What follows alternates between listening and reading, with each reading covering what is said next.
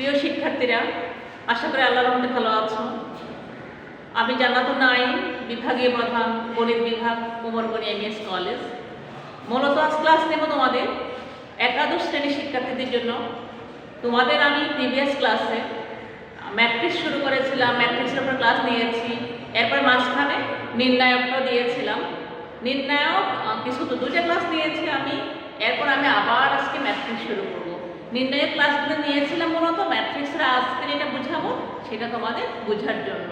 আজকে খুবই গুরুত্বপূর্ণ ম্যাট্রিক্সের একটা টপিক বুঝাবো, সেটা হবে ইনভার্স ম্যাট্রিক্স বা বিপরীত ম্যাট্রিক্স। তোমাদের জন্য খুবই গুরুত্বপূর্ণ, প্রায় তোমাদের পরীক্ষায় আসে। ক্লাসটা একটু মনোযোগ দিবা। চলো তাহলে আমরা মূল আলোচনায় ফিরে যাই। আমাদের ইনভার্স ম্যাট্রিক্স বোঝার আগে দুটো ডেফিনেশন দেখতে হবে। একটা হলো, খেয়াল করে আমি লিখে রেখেছি এখানে, ব্যতিক্রমী বা সিঙ্গুলার ম্যাট্রিক্স এবং অব্যতিক্রমী বা নন সিঙ্গুলার ম্যাট্রিক্স। এইগুলি বোঝানোর জন্যই তোমাদেরকে আমি প্রিভিয়াস দুইটা ক্লাস নিয়েছিলাম নির্ণায়কের উপর। এগুলো আমার ইউটিউবে তোমরা পাবা, যারা ক্লাসগুলি করো নাই একটু দেখে নিবা। প্রথমে আসো, ব্যতিক্রমী ম্যাট্রিক্স কাকে বলে? খেয়াল করো, আমার বর্গ ম্যাট্রিক্স লাগবে। বর্গ ম্যাট্রিক্স কাকে বলে সেটাও আমরা জানতাম, যে ম্যাট্রিক্সের রো এবং কলাম সমান হবে। তাহলে এখানে ব্যতিক্রমী ম্যাট্রিক্স বলতে আমি বুঝবো যেই বর্গ ম্যাট্রিক্সের, তাকে বলে বইয়ে পাবা, আমি শুধু বুঝিয়ে দিচ্ছি, যেই বর্গ ম্যাট্রিক্সের নির্ণায়কের মান শূন্য হবে। অর্থাৎ একটা বর্গ ম্যাট্রিক্স লাগবে প্রথমে, সেই বর্গ ম্যাট্রিক্সকে আমরা কি করব? নির্ণায়কের ফর্মে নিয়ে আসবো, এবং সেই নির্ণায়কের মানটা যদি শূন্য হয় তখন তাকে বলবো আমরা সিঙ্গুলার ম্যাট্রিক্স বা ব্যতিক্রমী ম্যাট্রিক্স। একটা আমরা এক্সাম্পল দিতে পারি।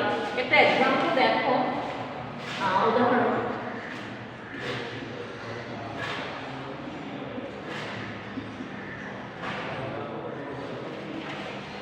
ধরো একটা বর্গ ম্যাট্রিক্স 2 - 3 4 - 6। একটু মনোযোগ দাও।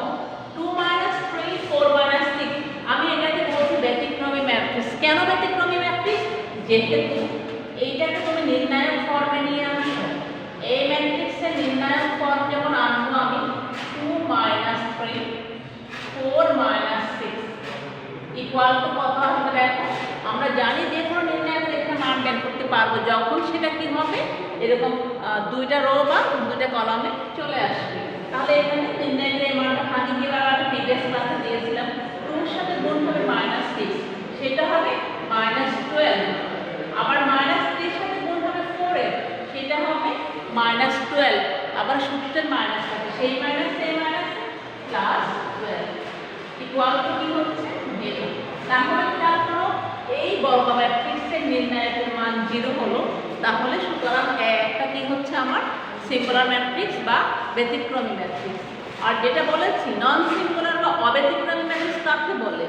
যদি নির্ণায়কের মানটা নন জিরো হয়, অর্থাৎ যেই বর্গ ম্যাট্রিক্সের কি বলেছি আমি, যে বর্গ ম্যাট্রিক্সের নির্ণায়কের মানটা নন জিরো আসবে, তখন তাকে বলবো আমরা নন সিঙ্গুলার অথবা অব্যতিক্রমী ম্যাট্রিক্স। তাহলে এক্সাম্পল আসো, সেই আমরা একটা উদাহরণ দিই এখানে।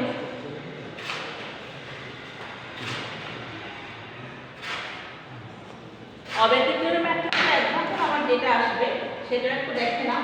ধরো বি একটা ম্যাট্রিক্স,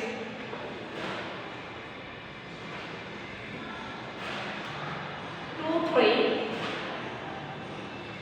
4 - 6 কি লিখলাম আমি? এটা একটা বর্গ ম্যাট্রিক্স লিখেছি, 2 3 4 - 6। এটাকে তুমি নির্ণায়ক ফর্মে নিয়ে যাও, বি ম্যাট্রিক্সের নির্ণায়কের ফর্মে। অবশ্যই বর্গ হতে হবে, আবার বলছি, বর্গ না হলে আমাদের এটা হবে না। 4 - 6 যখন নির্ণায়ক ফর্মে আনবো, এই নির্ণায়কটাকে আমরা ভেঙে লিখতে পারবো কিভাবে? 2 আর 6 এর গুণ করলে হবে -12, আবার 3 আর 4 গুণ করলে হবে, সেটা কি হবে? 12। সূত্রে একটা মাইনাস থাকে, তাহলে এখানে একটা কি আসবে? -12 equal to -24 not equal to 0। এই জিনিসটা একটু মনোযোগ দাও, নট ইকুয়াল টু 0 অর্থাৎ শূন্য আসতে পারবে না। যখনই যে কোনো একটা মান পাবো, যে কোনো একটা মান শূন্য বাদ দিয়ে, তখন আমরা সেটাকে কি বলবো? নন সিঙ্গুলার ম্যাট্রিক্স বা অব্যতিক্রমী ম্যাট্রিক্স। এই সিঙ্গুলার নন সিঙ্গুলার আমাদের মূলত লাগবে বিপরীত ম্যাট্রিক্স বা ইনভার্স ম্যাট্রিক্স বোঝানোর জন্য, যেটা আমাদের ম্যাট্রিক্সে খুবই গুরুত্বপূর্ণ, প্রায় তোমাদের পরীক্ষায় আসে। এবার তাহলে চলো যেটা বোঝাবো আমাদের বিপরীত ম্যাট্রিক্স। সেম এখানেও বর্গ ম্যাট্রিক্সের বিপরীত ম্যাট্রিক্স লাগে, অর্থাৎ 1 নম্বর কন্ডিশন হতে হবে ম্যাট্রিক্সটা বর্গ হতে হবে, 2 নম্বর কন্ডিশন হবে আমার নন সিঙ্গুলার হতে হবে। অর্থাৎ বিপরীত ম্যাট্রিক্স বের করার জন্য গুরুত্বপূর্ণ 2টা কন্ডিশন, 1 নম্বর কন্ডিশন বর্গ, 2 নম্বর কন্ডিশন সেই ম্যাট্রিক্সকে অবশ্যই নন সিঙ্গুলার, অর্থাৎ তার ম্যাট্রিক্স নির্ণায়ক আকার নট ইকুয়াল টু 0 হতে হবে। তাহলে সেটা একটু দেখি আমরা বিপরীত ম্যাট্রিক্স কাকে বলে। এইগুলো আমাদের প্রায় অনেক সময় 1 নম্বর ডেফিনেশনে চলে আসে। বিপরীত ম্যাট্রিক্স কাকে বলে এগুলো দেখে নিবা, বইয়ে সুন্দরভাবে ডেফিনেশন দেওয়া আছে। আমি জাস্ট এখানে আমার ভাষায় একটু তোমাদেরকে বুঝিয়ে দিব বিপরীত ম্যাট্রিক্স। বর্গ ম্যাট্রিক্সে কি হবে? বর্গ ম্যাট্রিক্সের আমার বিপরীত ম্যাট্রিক্স, বর্গ ম্যাট্রিক্সে বিপরীত ম্যাট্রিক্স।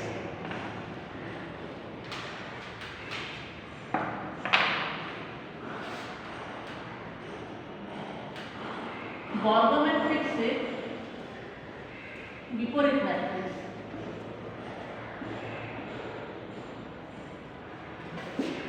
বিপরীত ম্যাট্রিক্স অথবা ইনভার্স ম্যাট্রিক্স।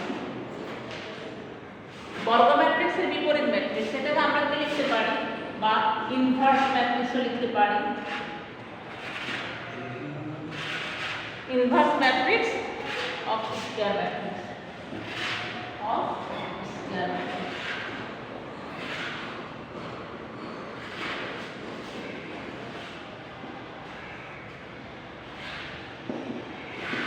তাহলে প্রথমে দেখো সেটা কাকে বলে, ইনভার্স ম্যাট্রিক্স কাকে বলে। একই মাত্রার, খেয়াল করো, সেম মাত্রা হতে হবে। 2টা বর্গ ম্যাট্রিক্স এ এবং বি, এর জন্য যদি আমার এরকম হয়, 2টা ম্যাট্রিক্স বর্গ ম্যাট্রিক্সের গুণফল A B equal to B A equal to I হয়, খেয়াল করো বিপরীত ম্যাট্রিক্স কাকে বলে আরেকটু বলি। একই মাত্রা, অর্থাৎ যদি আমার এ ম্যাট্রিক্সের যে মাত্রা থাকবে, অর্থাৎ বর্গ তো হতেই হবে, সেটা 3/3 হতে পারে, 4/4 হতে পারে, বি ম্যাট্রিক্সের সেম মাত্রা হতে হবে। একই মাত্রার 2টা বর্গ ম্যাট্রিক্সের জন্য যদি এই কন্ডিশনটা হয়, অর্থাৎ এ বি ইকুয়াল টু এর সাথে বি গুণ করার পরে যেটা পাবো সেটা সমান হবে বি এ, বির সাথে এ গুণ করার পর যেটা পাবো ইকুয়াল টু আই। এখানে আই জিনিসটা আমি প্রিভিয়াস ক্লাসে বুঝিয়েছি, একক ম্যাট্রিক্স অথবা অভেদক ম্যাট্রিক্স বলে। যদি এরকম হয় তবে ম্যাট্রিক্স দুটিকে পরস্পরের বিপরীত ম্যাট্রিক্স বলবো, এ কে বি এর বিপরীত ম্যাট্রিক্স বা বি কে এ এর বিপরীত ম্যাট্রিক্স, এবং এটাকে বিপরীত ম্যাট্রিক্সকে লিখা হয় সাধারণত এ ইনভার্স দ্বারা। মনোযোগ, তাহলে কন্ডিশনটা কি হতে হবে, এ বি সমান বি এ সমান আই, অর্থাৎ গুণফলটা একক ম্যাট্রিক্স হতে হবে। তখন আমরা কি লিখতে পারবো তাকে বিপরীত ম্যাট্রিক্সকে এ ইনভার্স দ্বারা লিখি। এখানে একটা কন্ডিশন থাকে আমার বিপরীত matrix A inverse equal to আমরা চাইলে লিখতে পারি B inverse equal to I. একদম ছোট জিনিস আমার এখানে তোমাদের একক ম্যাট্রিক্স কাকে বলে, সরি বিপরীত বা ইনভার্স ম্যাট্রিক্স কাকে বলে সেটাও গেল। আমার আবার বলছে টার্গেট ছিল আমার কি বিপরীত ম্যাট্রিক্স বের করা, সেটা একটু আসো এবার। এরপরে আরেকটা গুরুত্বপূর্ণ তোমাদের ডেফিনেশন বোঝাবো, যেটা আমার আবার বিপরীত ম্যাট্রিক্স বের করার জন্য লাগবে, অ্যাডজয়েন্ট ম্যাট্রিক্স বা অনুবন্ধী ম্যাট্রিক্স। অ্যাডজয়েন্ট ম্যাট্রিক্স বা অনুবন্ধী ম্যাট্রিক্স, সেটা একটু আসো।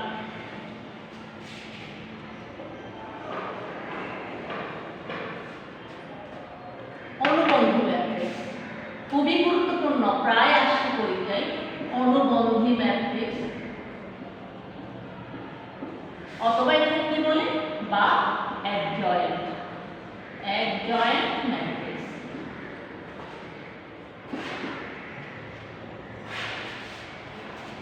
একটু খেয়াল করো কি বলেছি আমি, অনুবন্ধী বা অ্যাডজয়েন্ট ম্যাট্রিক্স।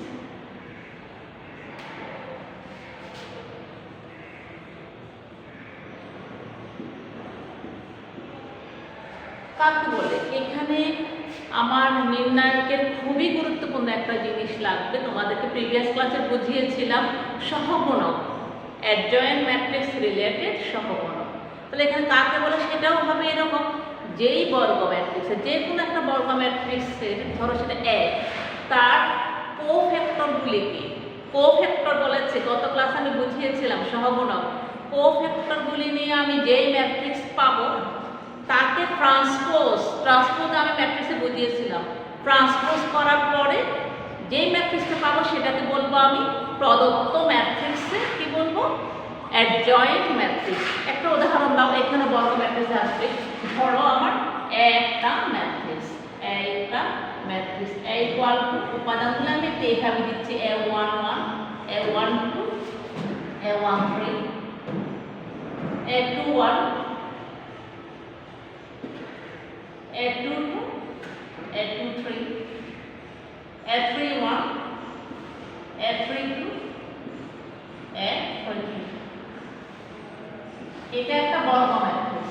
এই বর্গ ম্যাট্রিক্সে কি আসতে হবে এখানে, এই বর্গ ম্যাট্রিক্সের প্রথমে নিব cofactor.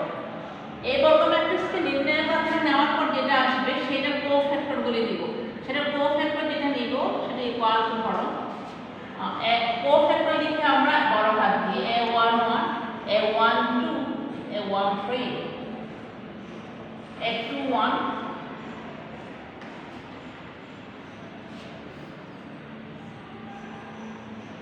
A22 A23 A31 A32 A33। এটা আমি ক্যাপিটাল লেটার যেটা দিয়ে লিখেছি A11 A12 A13 A21 A22 A23 A31 A32 33, এগুলো হলো আমার যে ম্যাট্রিক্স দেওয়া আছে তার নির্ণায়ক ফর্ম তৈরি করে তার কোফ্যাক্টরগুলি নিয়ে যেটা পাবো সেটাকে যখন আমি ট্রান্সপোজ করব, টি ট্রান্সপোজ আগে করিয়েছি আমি টি, অর্থাৎ রোকে কলাম, কলামকে আমি কি করবো এখানে রোতে পরিবর্তন করে ফেলবো। পরিবর্তন করলে কি যেটা পাবো সেটা লিখবো আমরা এইভাবে, দেখো অ্যাডজয়েন্ট অফ এ, অর্থাৎ প্রদত্ত যে ম্যাট্রিক্স দেওয়া ছিল তার অ্যাডজয়েন্ট অফ এ, এভাবে লিখি আমরা সাধারণত adjoint of A equal two, দেখো রো এ ট্রান্সপোজ মানে এখানে যে রো আছে সেটা কলাম হয়ে যাবে A11 A12 A13 A21 A22 A23 A31 A32 A33। এই যেটা ম্যাট্রিক্স পেয়েছি আমি সেটা হলো গিভেন ম্যাট্রিক্স, অর্থাৎ এ ম্যাট্রিক্সের অ্যাডজয়েন্ট ম্যাট্রিক্স। খুবই দরকারি জিনিস আমার অ্যাডজয়েন্ট ম্যাট্রিক্স কাকে বলে, এটা গেল। তাহলে বিপরীত ম্যাট্রিক্স বের করার জন্য আমি যা যা বুঝিয়েছি সবই বুঝালো। এখন একটা তোমাদেরকে আমি তোমাদের একটা এক্সাম্পল করাবো, তাহলে তোমাদের ক্লিয়ার হয়ে যাবে যে কোনো একটা ম্যাথ করাবো। তার আগে একটু বিপরীত ম্যাট্রিক্স আরেকটু যদি বুঝিয়ে দিই, সেটা হবে অনুবন্ধী ম্যাট্রিক্স পদ্ধতিতে বিপরীত ম্যাট্রিক্স নির্ণয় আমার বের করার নিয়ম আছে। আমি এখন যেটা বুঝাবো সেটা হবে অনুবন্ধী পদ্ধতিতে বিপরীত ম্যাট্রিক্স নির্ণয় করা। সেটা যদি এরকম হয়, যদি একটা অব্যতিক্রমী ম্যাট্রিক্স হয় তবে তার বিপরীত ম্যাট্রিক্স এ ইনভার্স, সূত্র স্টার দিয়ে লিখে রাখো সবাই, A inverse equal to adjoint of A divided by determinant of A. এটা চাইলে তো এইভাবে লিখতে পারো 1/a 1 বাই ডিটারমিনেন্ট অফ এ, পাশে হবে অ্যাডজয়েন্ট এ। অর্থাৎ এটাই আমার কিন্তু সূত্রমূল। এ ইনভার্স বের করার জন্য কি বলেছে, কোন নিয়মে, অনুবন্ধী বা অ্যাডজয়েন্ট পদ্ধতিতে যে কোনো ম্যাট্রিক্সের বিপরীত ম্যাট্রিক্স বের করার সূত্রটা হলো এ ইনভার্স ইকুয়াল টু, এই বিপরীত matrix equal to adjoint A divided by তার নির্ণায়ক লাগবে, নির্ণায়কের মান এ, বা এটাকে এভাবে লিখতে পারি। তাহলে আমি যেটা করাবো সেটা একটু, তাহলে তোমরা আশা করি সূত্রটা সবাই লিখে রেখেছো। বিপরীত ম্যাট্রিক্স বের করার জন্য আমার এটাই দরকার হবে। আগামী ক্লাসে তোমাদেরকে এই বিপরীত ম্যাট্রিক্স বের করা দেখাবো আমি অ্যাডজয়েন্ট পদ্ধতিতে। আমি যদি একটা দেখাই তোমরা আরও বেশ কিছু অঙ্ক করতে পারবা, প্র্যাকটিস করলে তোমাদের ক্লিয়ার হয়ে যাবে। ভালো থেকো সবাই, শুভকামনা সবার জন্য। আগামী ক্লাসে তোমাদের সাথে আমার দেখা হবে।